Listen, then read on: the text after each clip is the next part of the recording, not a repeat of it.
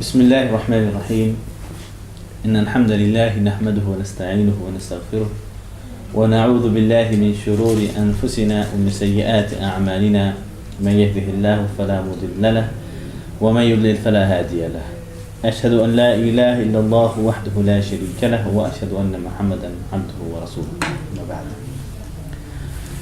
It is coming up to that season where everybody will start to hear some talk about elections and voting, and you may start to hear some strange ideas and strange statements. People will start to say and speak about what the Muslim should do in the time of the election. And that's really our question that we want to answer today. What is the role of a Muslim during these elections? And in order to answer that, we need to know what are these elections about in reality, and what does Islam say about that reality in the Sharia, and so therefore what should we do? These are the three things we want to answer today. What are these elections? What does Islam say about it? And so therefore what should we do? So I heard in the masjid today during Jum'ah or before Jum'ah, alhamdulillah it wasn't the Imam,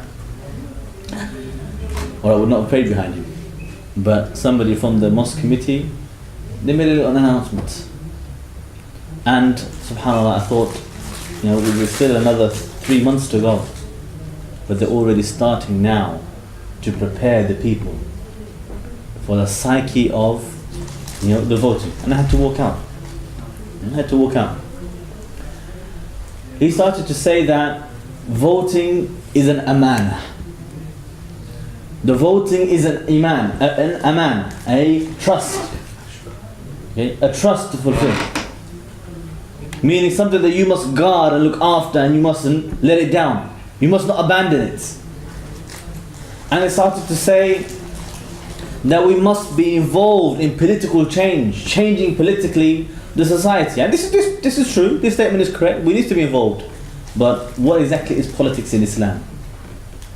And then he started to announce that they're hoping to invite some MPs to the masjid in the coming weeks to address and teach the Muslims in the masjid about how to become a counsellor. How to become a counsellor. So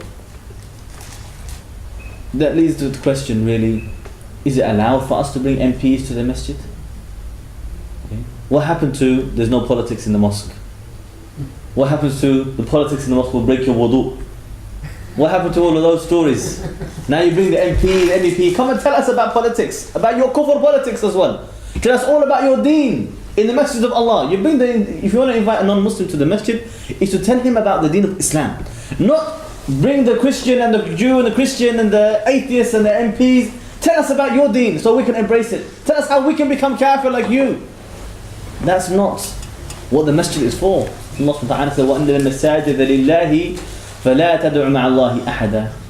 He said the masajid, the mosques, they are for Allah subhanahu wa ta'ala alone, exclusively. So don't call to somebody else instead of Allah in the masjid. Don't call to besides Allah anybody, especially in the house of Allah. In the house of Allah. So what are these elections that are coming up? Let's realize it. Okay, what are these elections that are coming up?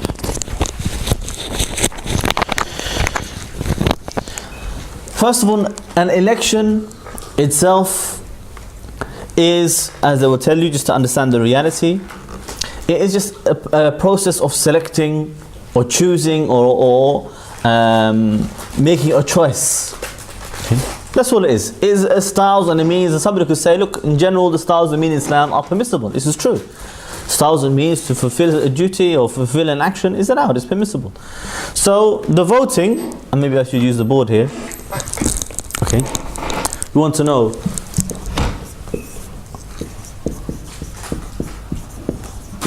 what are elections? Okay. So they are, to answer that question, it's a process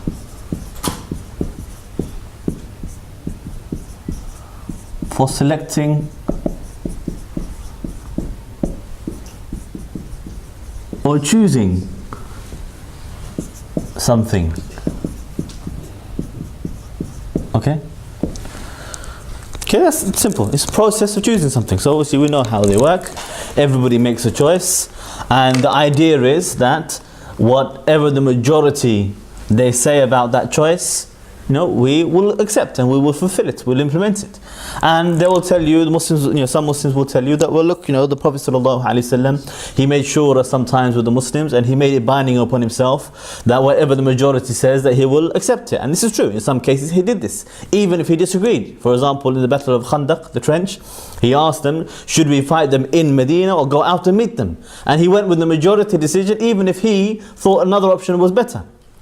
So this is one example of that. So the idea of having a choice and going with the majority opinion is not by itself something which is haram or a sin. So that leads us to understanding, okay, if I want to explain to you how this falls in the Sharia, there are 3 types of elections, simply. Okay, we could make it more, but this is a classification for us to make it simple. Okay, there could be permissible, okay,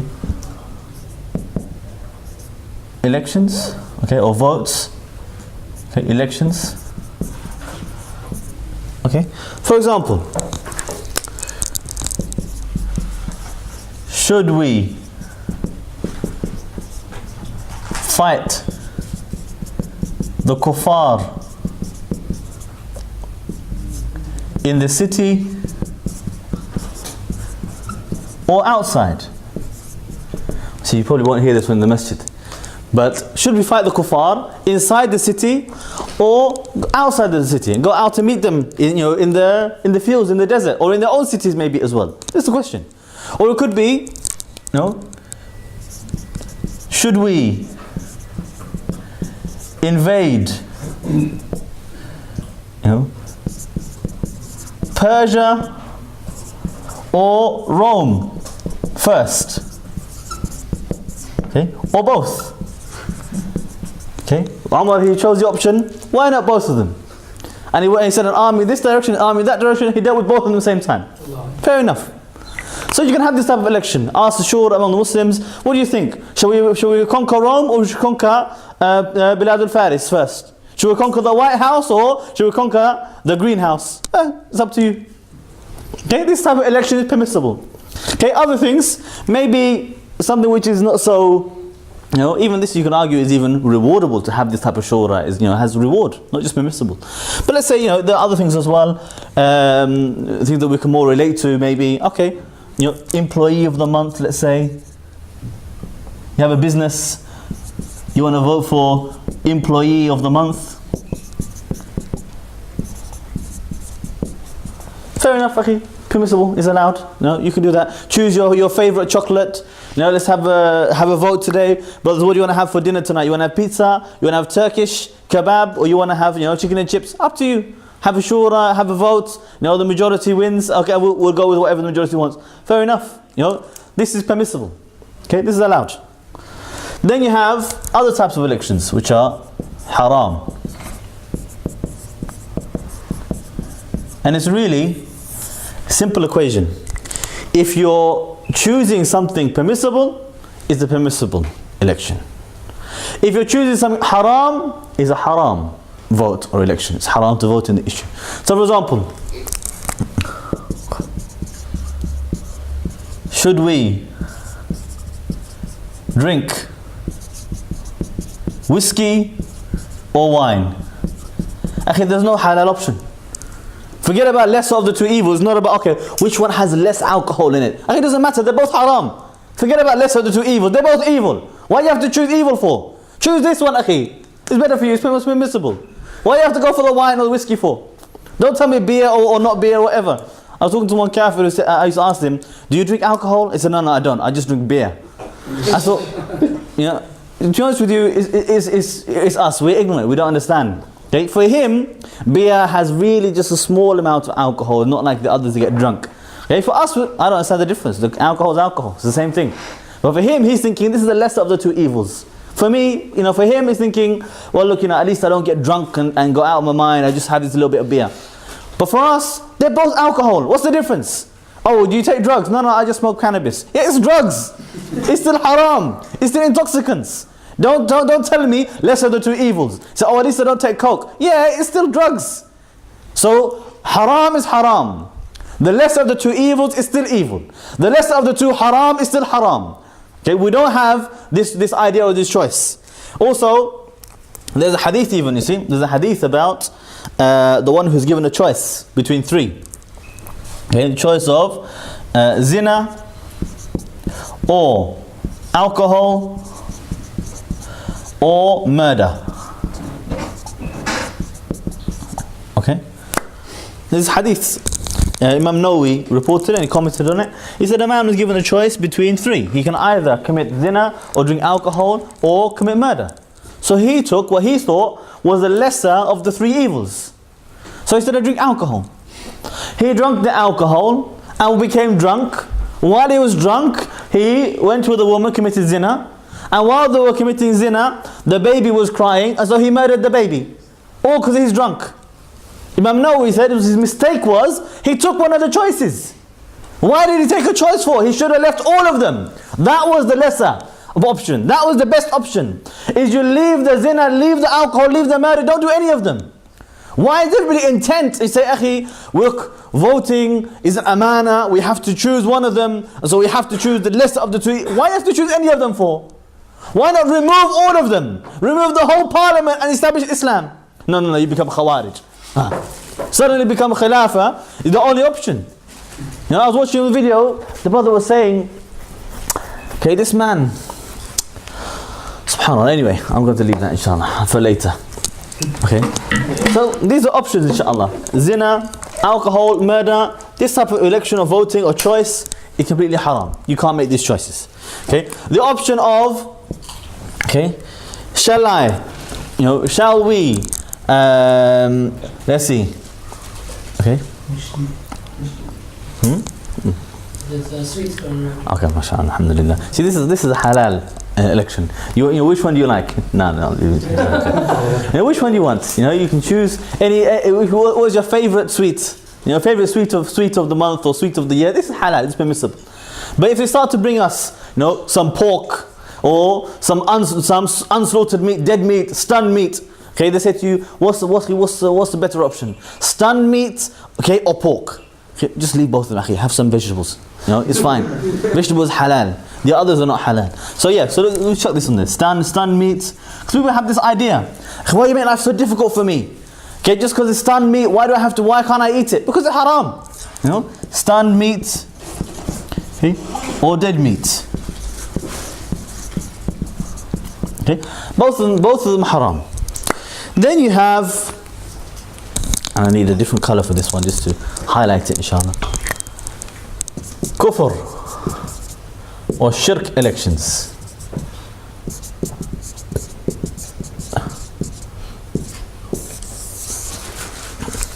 Okay. For example, you want to choose, shall we worship Allah or Shaitan? Okay? If you want to make an election about this, you're committing shirk in Allah. Who told you have a choice? Who told you in the first place you had a choice who you worship, Allah or the Shaitan? Okay? You want to ask another question? Shall we obey Iblis or Fir'aun? Okay? Both of them are shirk. Both of them kufr. Allah Ta'ala said, وَإِنْ أَطَعْتُمُوهُمْ إِنَّكُمْ لَمُشْرِكُونَ. If you obey them, you're mushrikeen. So how can you take one of these options? You want to say now, is Labour our Lord or is conservative?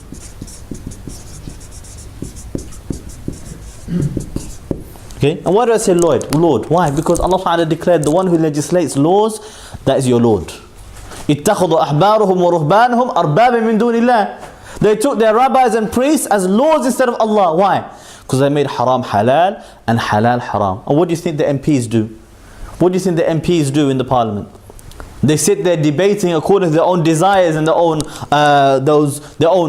opinions. What should be halal, what should be haram, what should be legal, what should be illegal. That is the job of the MPs. So the idea that we can make man a legislator instead of Allah, that is shirk in the first place. We don't involve in that shirk. Okay? And somebody could say, well, what about the maslahah, the benefit? Okay? What about the benefit in voting for these, the lesser of the two evil MPs? I say there's no such thing as maslahah in shirk. It's impossible. Ibn Taymiyyah said, الشرك والظلم والقول على الله بغير علم والفواحش ما ظهر منه وما بطن. He said, لا يكون فيها شيء من المصلحة. He said the shirk and the oppression and speaking about Allah without knowledge and the unlawful sexual acts, hidden and apparent, there is no way for there to be any maslahah in them whatsoever. No way for there to be maslahah in that, any benefit in it whatsoever. No way. It's something been prohibited in every sharia of every nabi, in every time, in every era. And Allah Ta'ala does not forbid a thing while there's benefit in it. The sharia is perfect and complete. If there is benefit to be found and the sharia does not command to it, that means the sharia is imperfect, and the sharia is not imperfect. The sharia is perfect. It's our aqeedah.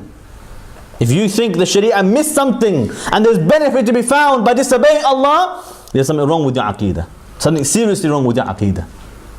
Okay? So this is what we need to understand. So we need to understand, what is this shirk? What is this kufr? Allah subhanahu wa ta'ala, He is al-Hakam al-Adl. He is al-Musharri', the legislator, the commander. He is al-Amir. He is al-Mukallif, the one who makes you accountable and responsible. Nobody else can do that. That belongs to Allah exclusively. That is His part of His right, is haqq, as the Lord. أَلَا لَهُ الْخَلْقُ وَالْأَمْرُ. Allah says, is it not for Allah the creation and the command? They go hand in hand. Unless you created, you don't have the right to command. And nobody shares with Allah in His creation at all. So Allah is the creator, we are the creation. Allah is al-ma'bood, the one who is worshipped, and we are al-ibad, the ones who worship Him. Allah, He is al-muta', we are al-muti'. Allah is the one who is obeyed, and we are the ones who obey Him. He is al-hakam, He is the one who rules and legislates, and we are the ones who obey and we seek judgment from Him. That's what we need to understand, our relationship between us and Allah. When you start to give that relationship to man, or you start to choose, decide, should we or shouldn't we? Do we have a choice in the matter at all in the first place? That's when we start to disbelieve in Allah subhanahu wa ta'ala. Allah subhanahu wa ta'ala says in Surah Ahzab verse 36, وَمَا كَانَ لِمُؤْمِنٍ وَلَا مُؤْمِنَةٍ إِذَا قَضَى اللَّهُ وَرَسُولُهُ أَمْرًا أَن يَكُونَ لَهُمُ الْخِيرَةُ مِنْ أَمْرِهِمْ. He said, it's not correct for any believing man or woman, okay, believing man or believing woman, when Allah and His Messenger have already decided a matter, that they should have any choice in the matter at all. Okay, what choice exactly? Like you're asking somebody shura. Like imagine you ask istikhara to Allah. Oh Allah, should I obey you or not? What do you mean by should I? It's not allowed to be this istikhara. Not every istikhara is allowed. Not every shura is allowed. Not every advice is allowed. Not every question is allowed. He goes to his mufti and says, Shaykh, can you give me a fatwa? I want to commit zina. Is that allowed? No. It's not allowed for him to ask that question. No necessity in Islam in the first place. He doesn't have a choice in that matter. You can't, appoint somebody to change that hukum or to change that role in the first place. So now we understand there are different types of elections. What type of election do the elections in May this year coming up fall under? Okay, what exactly are we voting for? Okay, I'm going to use this other board, as we have, alhamdulillah. Allah bless us with many whiteboards. Okay. We need to understand what is a democratic election.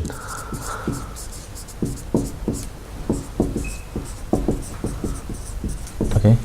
We need to understand this clearly and absolutely precisely. Okay, because people will try to make shubahat for you, might try to make special arguments for you. They say, look, akhi, just because we are choosing one of them doesn't mean we believe in their own deen, or agree with everything they say, doesn't mean we believe in all of their policies and so on. They'll say to you that elections, they're like a shura, they're like consultation. They say elections, they are just like appointing a khalifa, the way the Sahaba they gathered to appoint Abu Bakr as-Siddiq as a khalifa. So the question is, are we choosing a leader?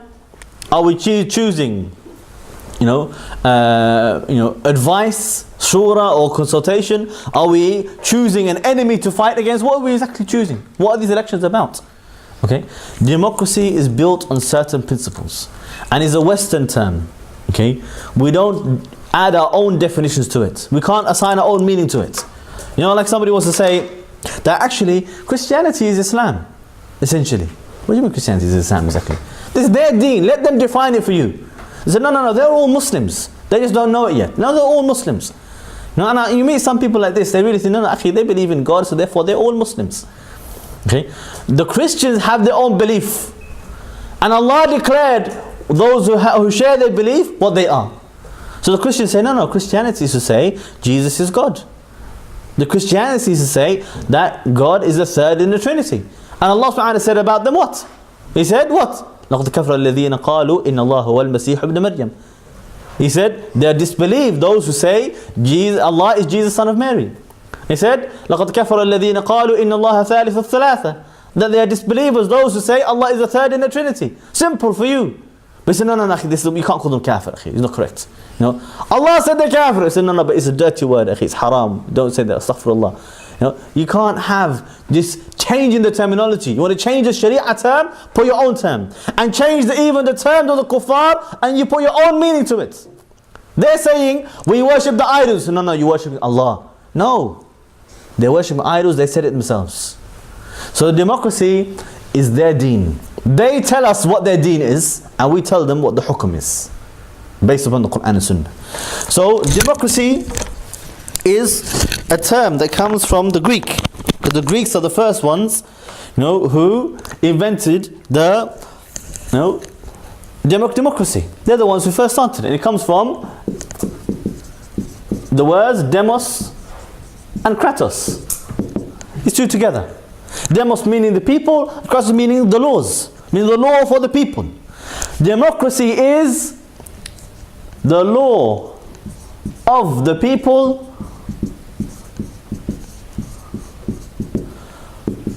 for the people by the people. That is their aqeedah, that's what they believe. Okay, that is exactly what they believe. So how do you have laws of the people, for the people, by the people? How do you establish that? How can the people make the laws? So they say, look, if you want to have 60, now how many people? They've got 70 now, isn't it? Okay, it's all those Muslims immigrating, you see. 70 million people in the UK. Okay? You've got 70 million people in the UK. How are you going to get 70 million people together in one room to debate a law and decide what we're going to do? Okay? You can't do it. It's impossible. It's impossible, especially every single issue they want to debate. How are they going to get 70 million people? Even if one of them talks, the rest of them can't even hear him. It's impossible. So you can't have 70 million people making laws together. So how are you going to have the law of the people, for the people, by the people? So they said what we'll do is, we'll divide that up into constituents. Okay, and from each one, the people will appoint one MP to represent them. Okay, there's probably a couple of them got women as well, isn't it? Okay. Okay. Okay. So they all appoint, for each area, one person for each constituency. Okay, for each constituency, Okay, one person to represent the rest of them, because it's still by the people. How? We all in one room say, you know, brother, the brother with the longest beard, mashallah, he will represent us here in so-and-so house, and he will go and speak on behalf of all of us. Okay, it's called al-wikala. Okay, it's called al-wikala. You will have a wakil. Let's get a different color. Okay, so they will choose a wakil. Okay, in fact the word, okay, or you can say naib. Okay, it's the same thing. They mean the same thing. Is your representative. In fact, the word in Arabic for an MP, you know what it is? Is naib. Okay, your representative. He represents you. Your appointed person. So just like when Ja'far, he spoke to Najashi, the Muslims in Abyssinia, they said, he will speak on behalf of all of us. So he went forward and spoke on behalf of all of them. Okay, your representative, they go and they negotiate and they speak and they represent whatever the people behind him, they are saying, he represents them. So this is what they say. So those 70 million, they need to choose among them just a few people, maybe a couple of hundred, 200, 300 for the whole country to represent all 70 million. And they sit in a house called Parliament. Okay, they go to a house called Parliament, okay, which is one big satanic building in the UK. If you ever seen it, you know, full of these idols and statues of devils and all this kind of crazy gargoyles, it's madness. Okay, so they have this big building, okay, with all these spires or whatever, okay, and it's called Parliament. Okay, and they will go there and they will decide what the laws will be for the people.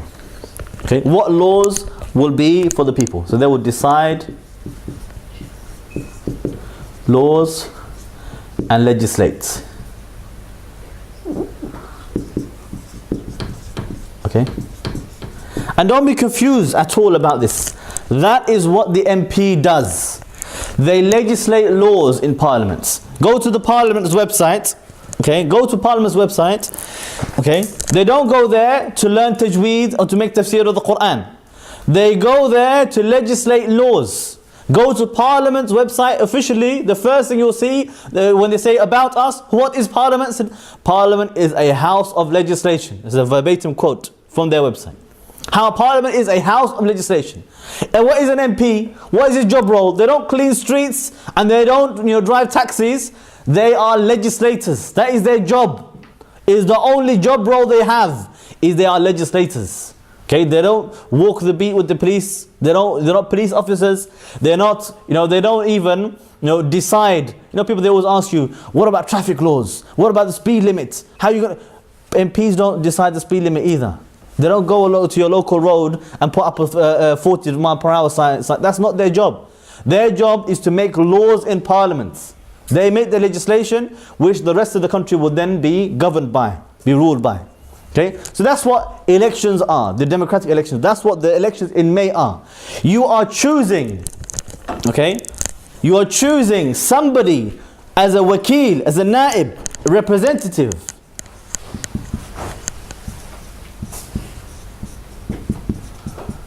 Representative. Okay, somebody to represent you in parliament. Meaning, you're going to say to a man, look, I want you to go on behalf of me and go to that house of parliament and make laws on my behalf. Meaning, it's me making the laws by you going there. That's what it means. Okay, al-wikala, representation. That is the principle of it. Is that the wakil, he acts on behalf of the asil, the original person. If I appoint somebody, okay, when a woman appoints her father as a wakil in the wedding contract, she is giving him authority to act on behalf of her. She's the only one that can marry herself, but she gives that authority to her representative. So when the father then says that, I've married my daughter to you, that means she is doing so. That means it's binding upon her. Because she's appointed him as a wakil, as a representative. If you appoint somebody in your shop, you're an employee, go and sell my car and my phone and so on, okay, to the customers. What right does he have to sell your car? Who the hell is he to sell your phone, your products? You made him your representative. That means when he acts on your behalf, he has the authority to sell your car and you become liable. You have to give the car. After that, because you appointed him, after that you must give the car. because you made him your representative. And the same thing, if you appoint somebody to do a sin or a crime, well, you think you're not going to be accountable? You think, okay, look, it's haram for me to sell or buy alcohol. Okay, so let me hire somebody, he'll sell alcohol for me. Yeah, you're still selling alcohol, you're still sinful. Okay, or say, look, I can't buy drugs because it's haram. So let me appoint somebody, you go and buy drugs for me and then bring it back to me. Here's £10. Akhi, you are sinful. You're sinful.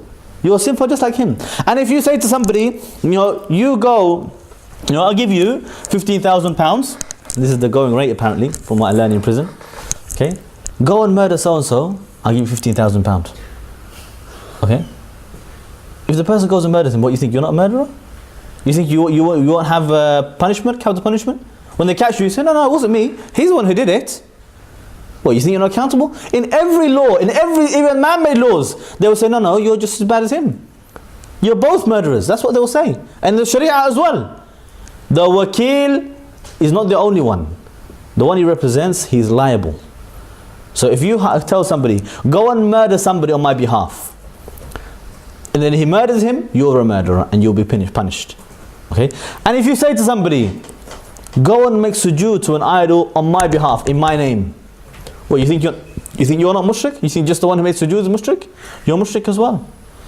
And the same thing, if you say to the wakil, the MP, go to the house of shirk, this temple called the parliament, and I want you to make laws on my behalf. We're the legislators, not Allah. You and your MP are both mushrik together. This is shirk in Allah subhanahu wa ta'ala. So what exactly does Allah say about this? Allah subhanahu wa ta'ala says the complete opposite to this. Allah says that this is wrong. Okay? Allah teaches us that this whole idea is wrong. Why? Because the law belongs to Allah. We say law is for Allah alone. Okay, the law is for Allah alone. In al-hukmu illa lillah, amra an la ta'budu illa iyyah. He said the law is only for Allah in Surah Yusuf verse 40. He said the law is only for Allah. The legislation is only for Allah. In Surah Kahf verse 26, Allah Ta'ala says, وَلَا يُشْرِكُ فِي حُكْمِهِ أَحَدًا. He said he does not associate any partners with him in his hukum, in his legislation, anybody. And if you look to the other qira'ah as well, the qira'ah of Ibn Amir of the same verse, Surah Kahf, he said, وَلَا تُشْرِكْ فِي حُكْمِهِ أَحَدًا. Do not associate partners with Allah in his legislation. It's not up to us. Not up to us at all. Even Allah said, أَمْ لَهُمْ شُرَكَاء شَرَعُوا لَهُمْ مِنَ الدِّينِ مَا لَمْ يَأْذَنْ بِهِ اللَّهِ. So do they have partners with Allah that legislate for them a way of life without permission from Allah? Allah subhanahu declared the one who takes partners, who chooses a legislator, they are committing shirk in Allah, taking partners with Allah. Because that's not for man, that is for Allah. So this idea, this whole idea, and this entire action, it is contrary, opposite to the basic foundation of Tawheed, the basic foundation of Islam. That's what makes us Muslim. We say, La ilaha illallah. We say there is none worthy to be worshipped, obeyed or followed except for Allah subhanahu wa ta'ala. That is the basic foundation of Islam. And then you want to say to me, no, it's okay, we can worship other than Allah. We can choose legislators instead of Allah. Yeah, why not? What's the big deal? This is the deen of the kuffar. This is the ibadah. This is the worship of the kuffar. This is their own festival that's coming up this election. Like their own Christmas, like their own Easter. Is their own festival. Okay? The same way we don't wear Father Christmas hat and come out saying Merry Christmas. We don't go out in the election times carrying the ballot box or voting, putting a paper in the ballot box, imitating the mushrikeen. The least of it is imitating the kuffar. The worst of it, you become mushrik just like them. Okay, you become mushrik just like them. So, what we need to understand. Some people, they never really understood what shirk is. Okay, some people, they think the shirk is only, to worship the graves, make dua to the graves. And I like Shaykh Joshimuddin, may Allah release him from his captivity. He said, look, we studied in the Salafis, we came out of all of this, this Jahiliyyah, and we learnt and studied about the shirk of the poor people. Okay, we learn about the shirk of the poor people. All those poor people in Pakistan, in Bangladesh, in India, they're going to the graves and they're all worshipping the graves, making dua to the graves. So it's about time we learnt about the shirk of the VIPs. Those very important MPs and the very important presidents and prime ministers, they have shirk as well. We need to forbid them as well. We can't just pick on the poor people and say, look, all of you you're all mushrikeen. Why? Because you go to the graves. What about all those mushrikeen going to the parliaments? What about all those mushrikeen going to United Nations? What about all those mushrikeen going to the ballot box in the elections? Well, you don't need to forbid that one. You only need to forbid the other one because it's easier for you. Because the poor people are not going to fight back. They're not going to arrest you, are they? The MP and the Prime Minister, they're going to arrest you. You don't suddenly run away. What happened to all that bravery? What happened to all that bravery? When people they talk about the shirk, they know, yes, if we want to fight against the shirk, we want to confront the shirk, we have to have patience and sabr because they will attack us. They will have impact upon us. But suddenly when it comes to the real crunch time, you see some people, they shy away. You know, even the Madkhalis, they say the democracy is shirk. They say so. It's shirk. But what happened to actually forbidding that shirk and avoiding the shirk? Suddenly, they say to you now that shirk is permissible for you, it's become wajib upon you. In fact, the one who doesn't do that shirk, he betrayed Allah and His Messenger, he betrayed the amana. Allah hawla wa la quwwata illa billah. It's become insane what people are doing. So, shirk. Shirk could be many things for us to understand, inshallah. Shirk is for the creation to worship, follow or obey another creation. This is one way of defining for us the shirk. Whenever the creation worships, follows or obeys another creation, okay, that is the shirk. Because the only one we worship and follow and obey is Allah subhanahu wa ta'ala. Another way of defining the shirk we could say is to offer any of the ritual acts of ibadah, ritual acts of worship to other than Allah. This is shirk. Whether that was dua, or it was slaughtering in the name of other than Allah, or it was sujood in front of the idol, or in front of the queen, or in front of whoever, or it could be as well tahakum.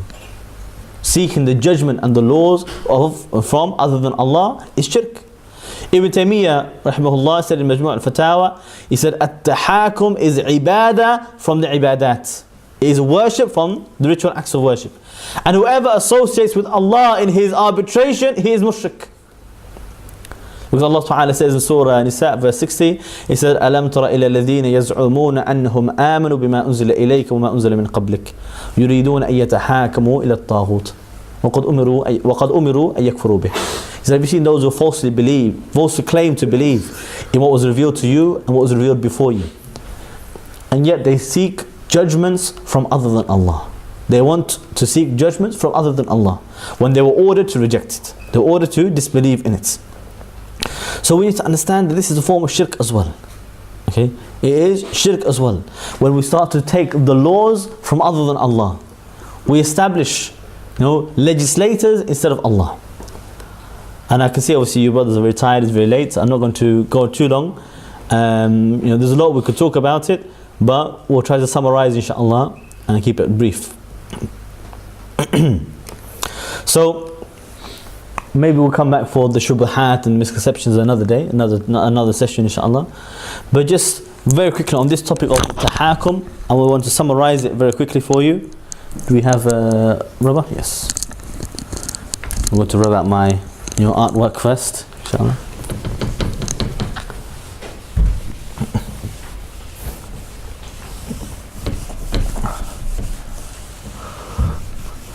Okay. One thing we need to understand.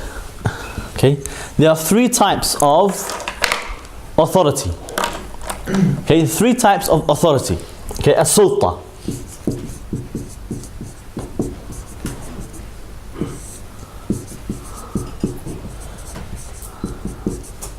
Okay, so the three types of authority, they are: number one, legislative authority.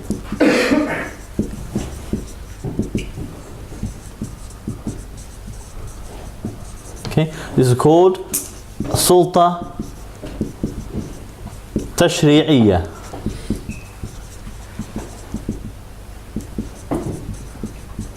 Okay, This is number one. And you have as well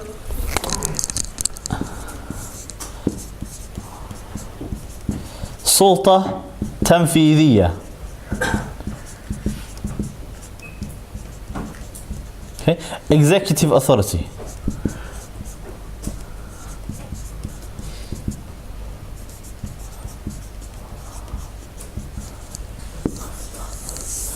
And you have number three, سلطة قضائية.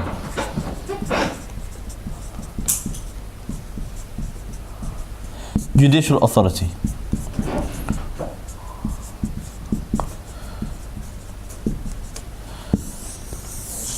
Okay? Okay? And the way it works in a democracy, okay, let's do this in two colors. Okay? So we have democracy in red, because a bunch of kuffar, and you have, you know, what you have in Islam, the green. Not because we are relevant or anything like this, just because, you know, that's the other color, different color. So according to democracy, the legislative authority is parliament. Okay? MPs, MEPs, etc. Okay? House of Lords. Okay? Okay, even they even call themselves lords as well, just to give you a clue. If you did, you know, if you couldn't figure it out already. Okay? So the parliaments, they are the legislative authority. They decide what is the law. Okay? And then you have the executive authority. That is the Prime Minister.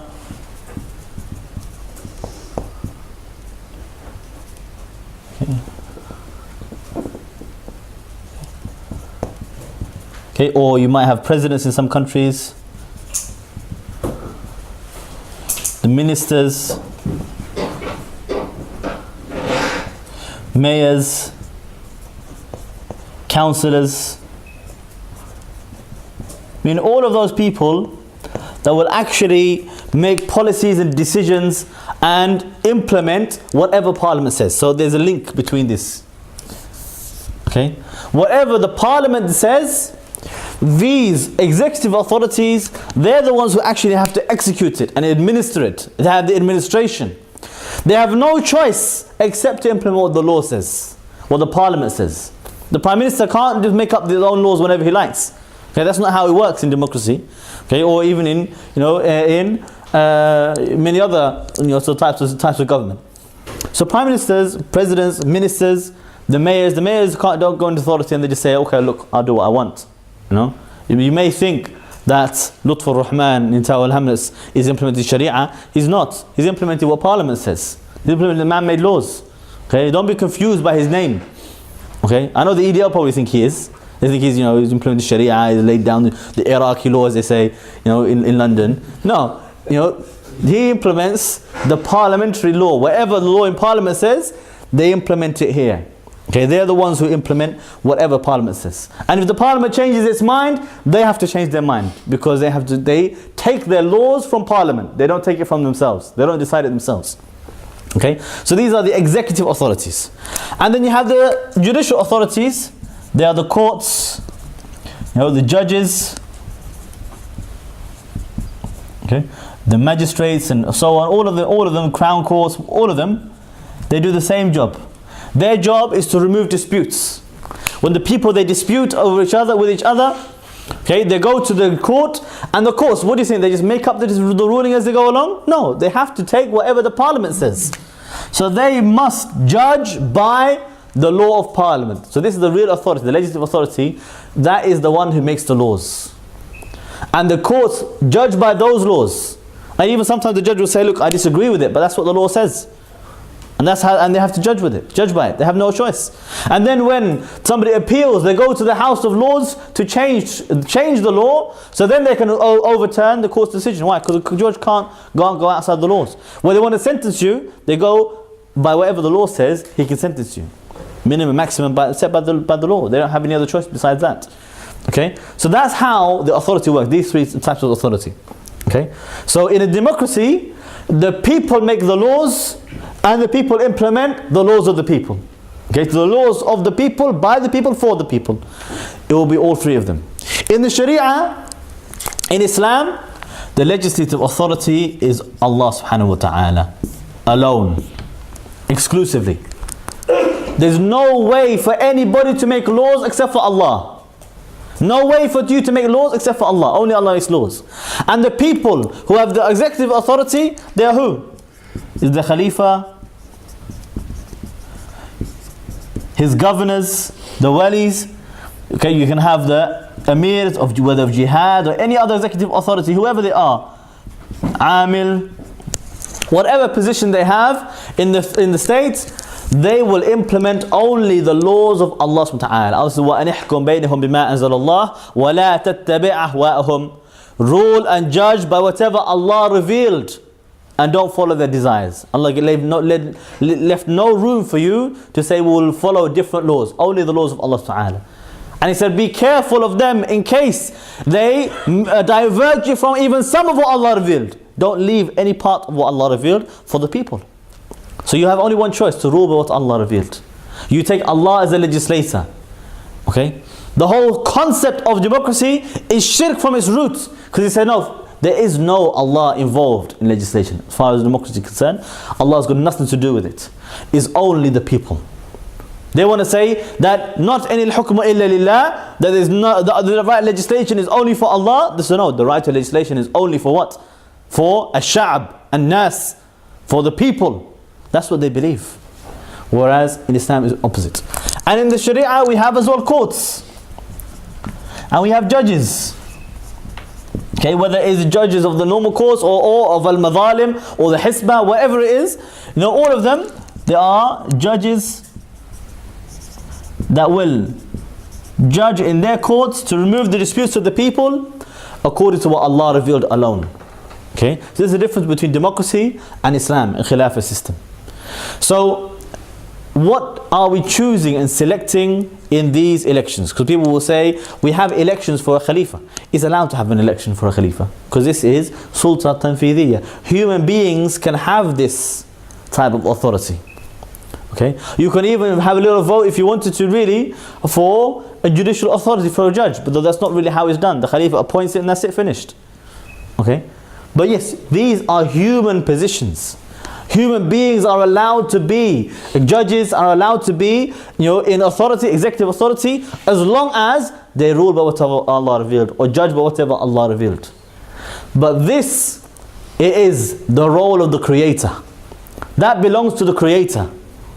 Okay, this is Allah subhanahu wa ta'ala. What these two are doing by going to the laws of this authority is worship.